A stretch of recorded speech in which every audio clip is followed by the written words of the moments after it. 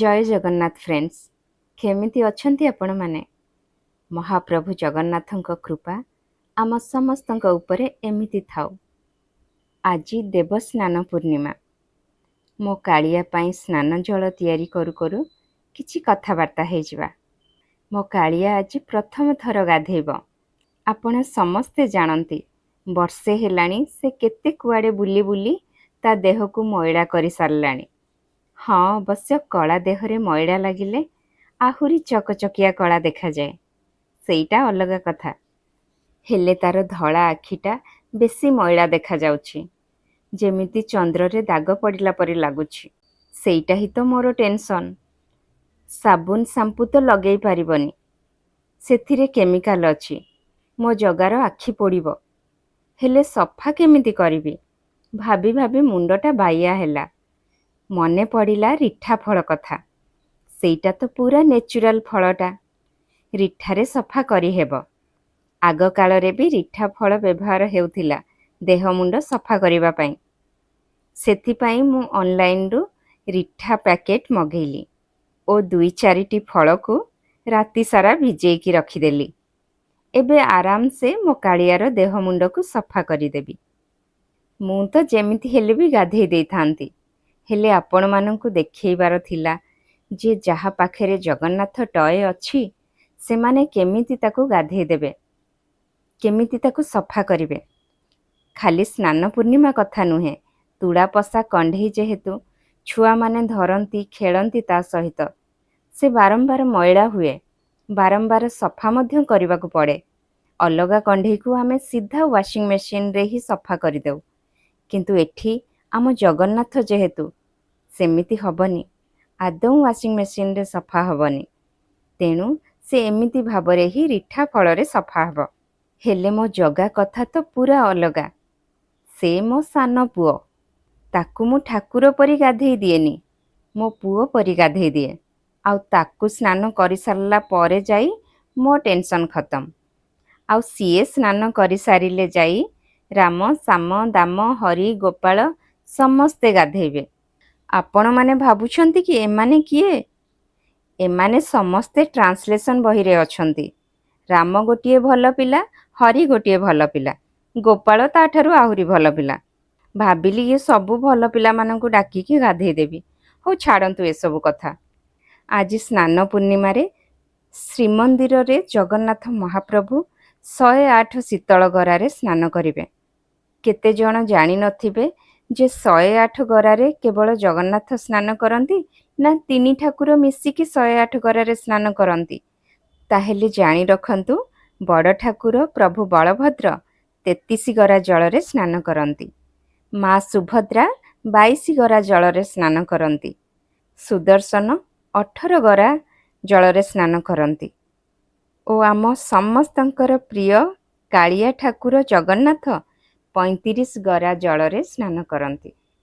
ସମସ୍ତଙ୍କର ଗରା ଜଳ ମିଶିଲେ ଯାଇ 108 ଗରା ହୁଏ।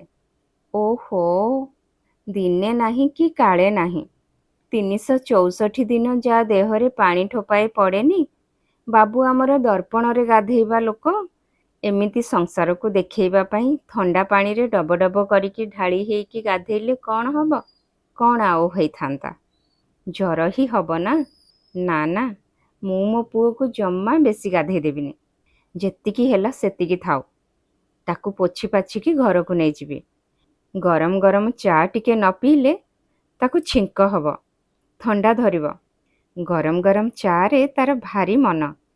ଏବେ ତୁ ଚା ପିଇ ସାରିକି ଟିକେ ଗଡ଼ୁଥା, ଦେହଟା ଟିକେ ଶୁଖିଯାଉ। ମୁଁ ତୋ ପାଇଁ ସୁଜି ହାଲୁଆ ବନେଇକି ଆଣି ଦଉଛି। ଗାଜର ଟିକିଏ ସୁଜି ଟିକିଏ ମିଶେଇକି ମୋ ଜଗା ପାଇଁ ମିଠା ମିଠା ହାଲୁଆ କରିଦେଲି।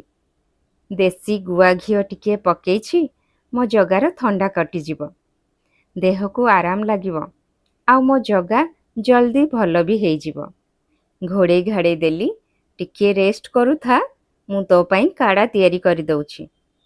ତୁ ଅଣସର 15 ଦିନ ଯାକ ଏଇ କାଢ଼ା ପିଇବୁ। 15 ଦିନ କାହିଁକି, ତାପରେ ବି ସବୁଦିନ ଏଇ କାଢ଼ା ପିଇବୁ, ଦେହ ଭଲ ରହିବ।